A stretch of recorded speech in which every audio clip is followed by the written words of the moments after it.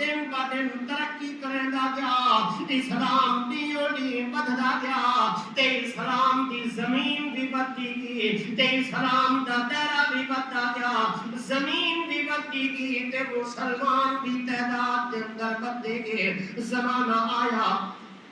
خلیفہ ثالث داماد پیغمبر حضرت سیدنا عثمان ابن عفان رضی اللہ تعالی عنہ دا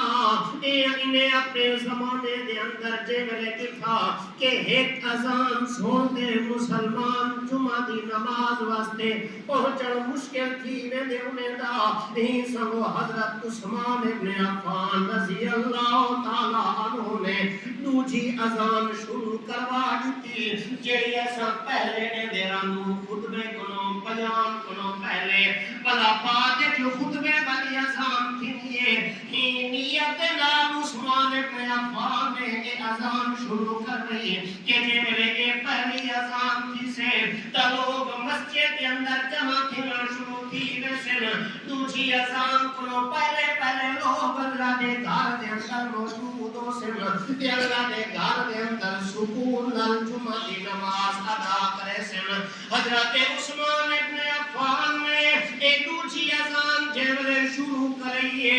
یاد رکھ میرا دوستا اپنا ایمان بھی بڑھائی بن اپنا عقیدہ بھی عمل بھی بڑھائی بن اللہ دے نبی دا صحابی ایک دوجی اذان بھی بھئیس لیکن بعض لوگ بڑی عجیب گال کردن اب دے نعوذ باللہ من ذالک ایک دوجی اذان اللہ دے نبی دے زمانے میں چاہیے نہ سید ابو بکر دے زمانے میں چاہیے نہ عمر دے زمانے میں چاہیے ایک عثمان نے نمی بدت شروع کی تھی اسائی اذان کو مننا واسطے تیار کرنے سے اسائی ایک اذان دے سنو لیکن یاد رکھ میرا دوستا